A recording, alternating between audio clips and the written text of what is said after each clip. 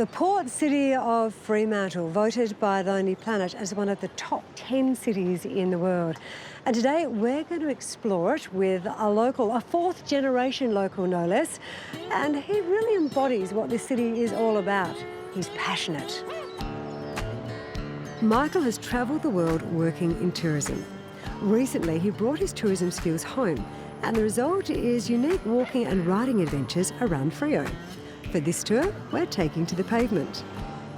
First off, the heritage-listed Town Hall, which wasn't the first building to grace this spot at the top of High Street. Originally, here we had our first church, the St John of God, and at one end of our High Street we had the St John of God Church, and at the other end of the street we can just make out from here is the Roundhouse, which is a prison. So we had heaven and we had hell in the same street. So tell us a bit about this tour, what will we see? We're going to show off our hometown of Freo. So we're going to cover the history of Fremantle, how we came to be, and then one of my favourite parts is how we turned from Fremantle to Freo.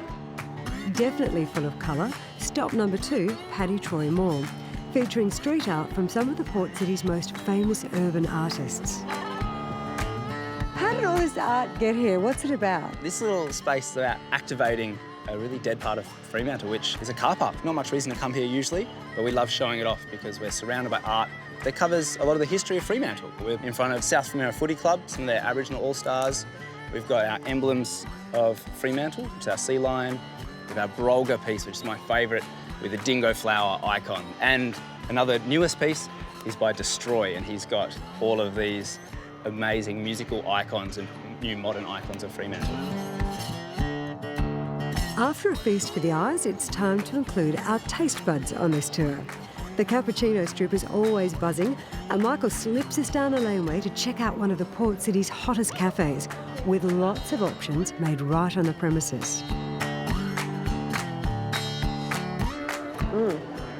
Got a head start on me.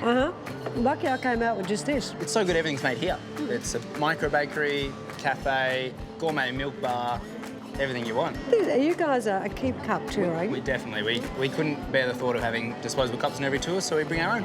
It's very good. Cheers. Cheers. If you're after something a little stronger, the tour stops at the historical National Hotel, which has just undergone a massive renovation. There's first-class accommodation full of furniture handcrafted by local artisans and the most unexpected rooftop bar. Cheers. So it's a great little location. It's unbeatable. We're here on our High Street, which is where during our gold rush, our people would have got off the boat looking for their fortune, walked straight up this street, hit the National Hotel. Hit the National Hotel, and then walked 550 kilometres to the goldfields. So did they stay here as well? They could have, yeah. Up to 100 people would fit in this hotel, which today can fit in 24 to sleep here. More heritage-listed architecture is featured on High Street, and the walking tour briefly turns into a shopping expedition with a distinctly Freo flavour. Here on High Street, we have a couple of stores we love to point out that really showcase our local artisans and artists, things that are made here. So behind us we have the artisan store. There's 150 local artists displayed in here.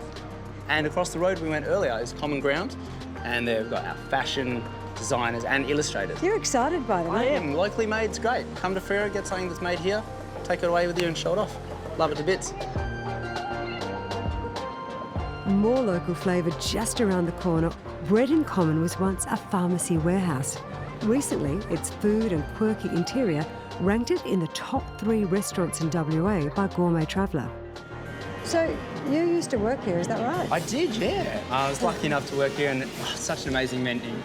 Changes all the time. All our bread's baked here. All the jars around us are up here, next to us there. It's all pickled in-house, and the menu changes multiple times a week. The best thing is that it's full. It shows people are coming here to eat and drink, and it's a nice full venue over the weekends. Well, thank you for showing it to us. It's an absolute pleasure, my friend. Yeah. And that was just the entree. If you want to see the rest of the tour, it runs around 2 hours and costs $25. And it includes the coffee.